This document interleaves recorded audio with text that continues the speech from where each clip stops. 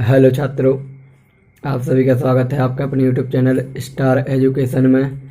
मैं लक्ष्मण सिंह लोधी आप सभी का स्वागत करता हूं। आपके लिए फिर से 12th फिजिक्स की वीडियो लेकर आया हूं।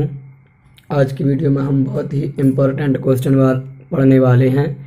तो आइए चलते हैं वीडियो की ओर और देखते हैं आज का हमारा वीडियो। आज हम पढ़ेंगे साइक्लोट्रॉन के बारे में। साइक्लोट्रॉन क्या होता है और इसका उपयोग कहाँ किया जाता है।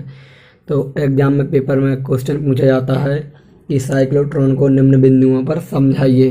तो इसमें कुछ टॉपिक आएंगे, तो उन टॉपिक को हमें समझाना पड़ेगा। तो इसमें हम पढ़ेंगे नंबर फर्स्ट, इसकी परिभाषा पढ़ेंगे सबसे पहले।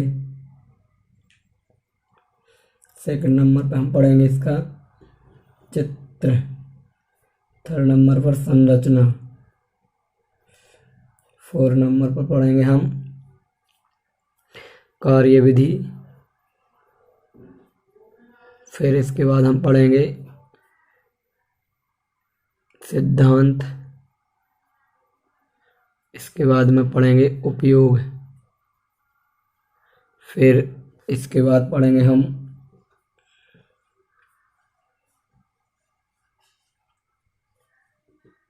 सीमाएं। सीमाओं को ही बोला जाता कमियां।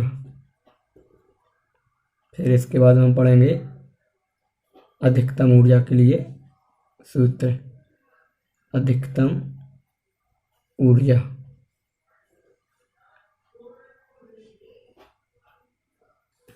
तो इस वीडियो में सिर्फ आपके लिए एक्सप्लेन करूंगा।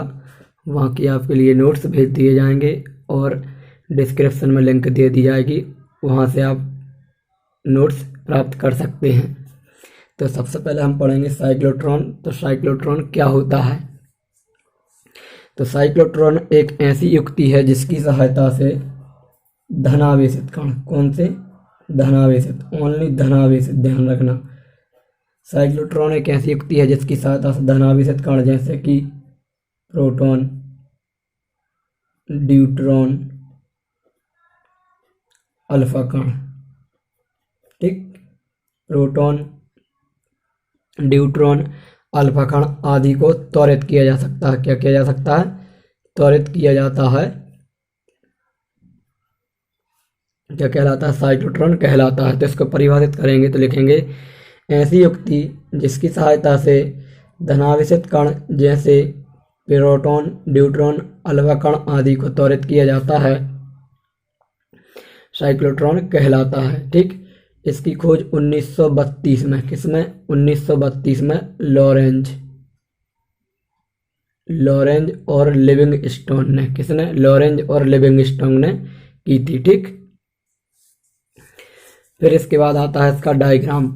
तो पहले मैं आपको इसका डायग्राम 3D रूप में दिखाना चाहता हूँ किस प्रकार ये दिखता है, लेकिन हम इसको जब यहाँ पर बनाएंगे तो थोड़ा अलग टाइप से बनाना पड़ेगा।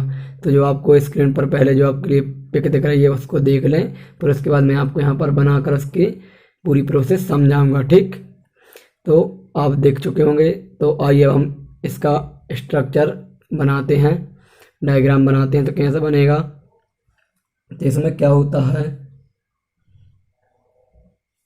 2 डी आकार की क्या होती हैं, इसमें डिस्क होती हैं। क्या होती हैं? 2 डी आकार की डिस्क, ये D1 और ये D2। ठीक, ये इसकी संरचना होती जा रही, ध्यान रखना। ठीक, और इसमें डिस्कों का संबंध दौलित्र से होता है। किससे? दौलित्र से। इस दौलित्र की सहायता से हम AC करंट उत्पन्न कर सकते हैं। ठीक, ये है दौलित्र। ठीक है, यहाँ से हम AC करंट उत्पन्न करेंगे। यहाँ पर रिक्त स्थान रहती है दोनों डिस्कों के बीच में, और यहाँ पर रखा जाता है कोई धनावेशित कण। ठीक है, इसे हमें त्वरित करना है। ठीक, अब इसी को हम एक छोटे रूप में यहाँ पर बनाएंगे। तो हमारी डिस्क हैं, एक D1 है, एक D2 है। ठीक, और यहाँ पर धनावेशित कण रखा हुआ है।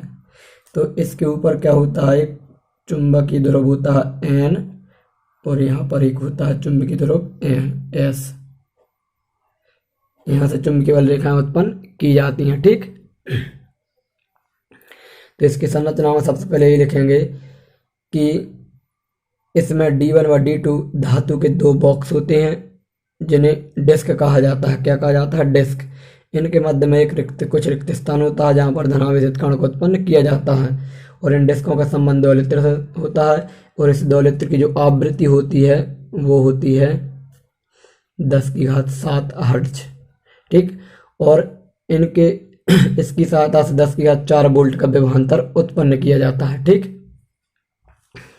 और इसमें दो चुंबकीय ध्रुव होते हैं N और S जिनकी सहायता से हम चुंबकीय क्षेत्र उत्पन्न करते हैं और इसकी सहायता से विद्युत क्षेत्र उत्पन्न किया जाता है। तो जो रिक्त स्थान दिख रहा है, रिक्त स्थान में अपना होगा, ये आपके नोट के लिए हिसाब से ऑब्जेक्ट के साथ बता रहे, रिक्त स्थान में अपना विद्युत क्षेत्र उत्पन्न होगा। क्या होगा? विद्युत क्षेत्र, जो कि दोलित्र की सहायता से। ठीक, और जो डिस्क हैं D1 D2 इनमें अपना उत्पन्न होगा चुंबकीय क्षेत्र। क्या होगा? चुंबकीय क्षेत्र। ठीक, तो संरचना आप यहाँ से लिख देंगे। अब इसके बाद आती है इसकी कार्यविधि। तो कार्यविधि मेन है, आप ध्यानपूर्वक समझें। तो कार्यविधि में क्या होता है कि इस विधि में डिस्क D1 व D2 लगे हैं। इस विधि में दोलित्र की सहायता से डिस्क D1 को धनात्मक विभव पर व डिस्क D2 को ऋणात्मक विभव पर करते हैं। ठीक, अब यहाँ पर जो रिक्त स्थान है इसमें इस दोलित्र की सहायता से कौन सा क्षेत्र उत्पन्न होगा? विद्युत क्षेत्र। और इस विद्युत क्षेत्र के कारण इस पर कुछ बल कार्य करेगा और यह बल इस कण को यहाँ की ओर धकेलने का प्रयास करेगा। यहाँ की ओर क्यों धकेलेगा? तो ये धनावेशित ऋणावेश की ओर ही जाएगा, क्योंकि धनावेश से तो प्रतिकर्षित होगा। ये धनावेशित प्लेट हो रही, कार्य कर रही, और ऋणावेश की तरह, तो ये धनावेश ऋणावेश की ओर जाएगा जब इस पर बल लगेगा। तो ये जैसे इसमें प्रवेश करेगा और ये अपना आधा चक्कर पूरा कर लेगा। ठीक, तो क्या लिखेंगे? दोलित्र की सहायता से, किसकी? दोलित्र की सहायता से डिस्क D1 को धनात्मक विभव पर व डिस्क D2 को ऋणात्मक विभव पर रखते हैं और धनावेशित कण डिस्क D2 की ओर क्या होता है? त्वरित होता है और डिस्क D2 में अपना आधा चक्कर पूर्ण कर लेता है। इसके बाद पूरा करके जब ये यहाँ आएगा फिर इसकी वही स्थिति प्राप्त हो जाएगी। अब ये कण को जाना यहाँ की ओर है, लेकिन ये किसका है? प्लस का है, और ये किसका है? माइनस का। तो इसमें दोलित्र का कार्य यही रहता है, इन डिस्कों को आपस में बदल देता है, इनके विभवों को क्या कर देता है? बदल देता है। तो क्या लिखेंगे? दोलित्र की सहायता से डिस्क D1 को धनात्मक विभव पर, डिस्क D2 को ऋणात्मक विभव पर रखते हैं। धनावेशित कण डिस्क D1 D2 की ओर त्वरित होता है और इसमें अपना आधा चक्कर पूर्ण कर लेता है। ठीक, जितने समय में यह अपना आधा चक्कर पूर्ण करता है कण, उतने ही समय में दोलित्र डिस्क D1 को ऋणात्मक विभव पर कर देता है और डिस्क D2 को धनात्मक विभव पर कर देता है, जिससे यह कण अब डिस्क D1 की ओर त्वरित होगा और अपना एक चक्कर पूर्ण कर लेगा, फिर यहाँ आ जाएगा। फिर यही प्रक्रिया बार बार चलती रहेगी ऐसी। ठीक, यही प्रक्रिया क्या होगी? बार बार चलती रहेगी। और ये प्रक्रिया कब तक चलती रहेगी? जब तक कि यहाँ की ये खाली स्थान है पूरी ना भरा जाए। जैसे ही पूरी भरा जाएगी इसे डिस्क D2 की सहायता से इस कण को कहाँ निकाल देते हैं? बाहर निकाल देते हैं और इस कण का उपयोग हम फिर नाभिकीय विखंडन में करते हैं, कृत्रिम विखंडन में इसका उपयोग किया जाता है। ठीक, तो यह प्रक्रिया कब तक चलेगी? जब तक ये पूरा ना भरा जाए। तो आप इसे सही तरीके से बनाना, इसमें थोड़ा टेढ़ा सा हो गया लेकिन आप सही से बनाएंगे। ठीक, तो ये है दोलित्र की कार्यविधि। एक बार और समझ लेते हैं यहाँ पर अलग से डायग्राम बना के, क्योंकि इसकी कार्यविधि ही इम्पोर्टेंट है। एक डिस्क D1 है और एक डिस्क D2 है। ये D1 है, ये D2 है। ठीक, यहाँ पर एक दोलित्र लगा हुआ है, AC करंट उत्पन्न होगा। यहाँ पर आवेशित कण रखा हुआ है। जब डिस्क D1 की सहायता से धनात्मक पर और इसे ऋणात्मक पर रखेंगे तो यह धनावेशित कण डिस्क D2 की ओर त्वरित होगा और इसमें अपना आधा चक्कर पूर्ण करेगा।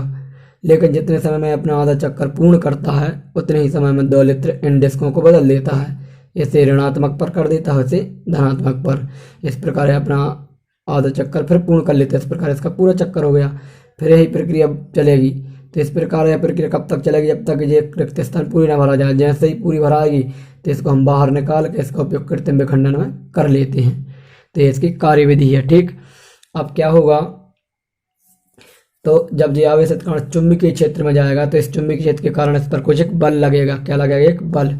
तो बल हम पढ़ चुके हैं, क्या होता है कण पर लगने वाला बल? QBV sin theta. ठीक है, ये पढ़ चुके हैं।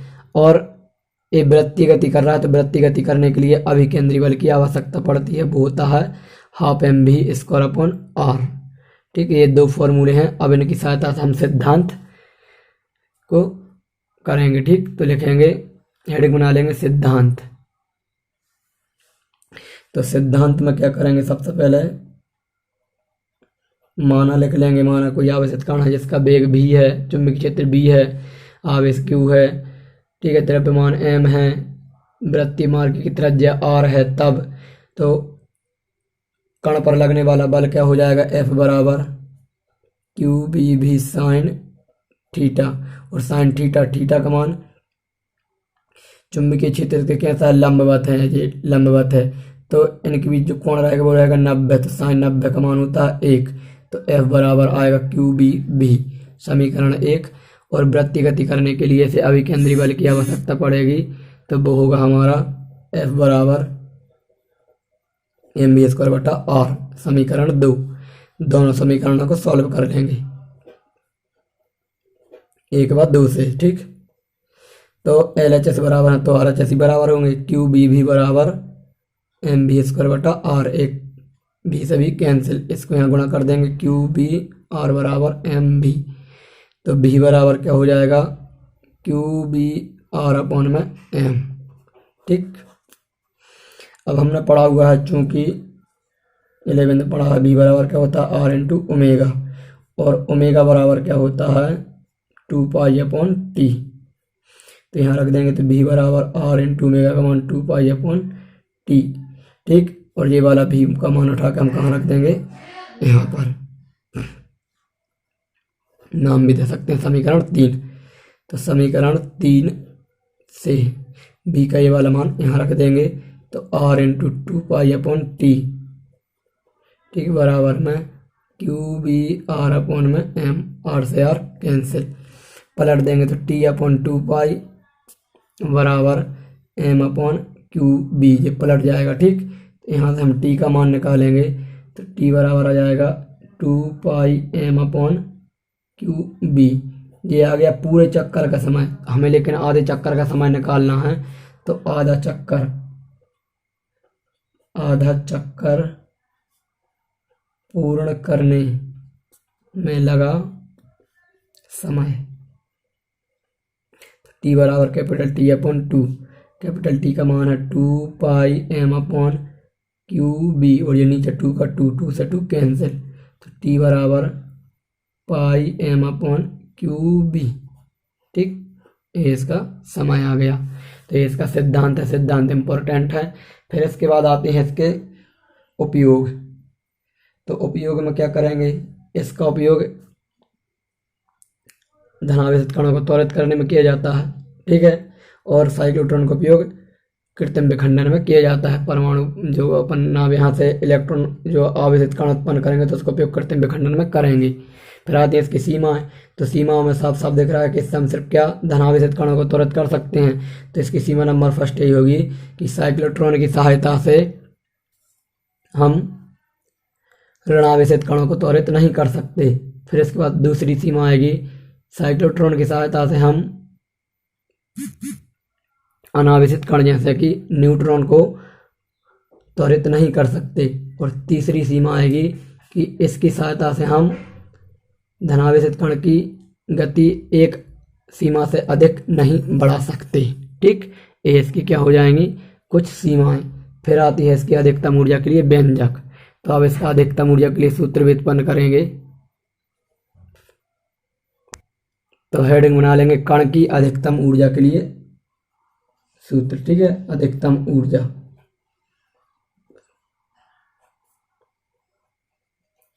तो लिख लेंगे, हम जानते हैं बी नो दैट क्या होता है गतिज ऊर्जा बराबर के मैक्सिमम अधिकतम के लिए 1/2 mv²। ठीक, अब चूंकि यहाँ भी मैक्सिमम आ जाएगा, चूंकि v बराबर हम पढ़ चुके हैं अभी पीछे, v बराबर क्या आता है QBR/m, लेकिन मैक्सिमम है तो यहाँ पर मैक्सिमम आएगा। यहाँ रख देंगे मान के मैक्सिमम बराबर 1/2 एम, बी का मान हो जाएगा क्यू बी आर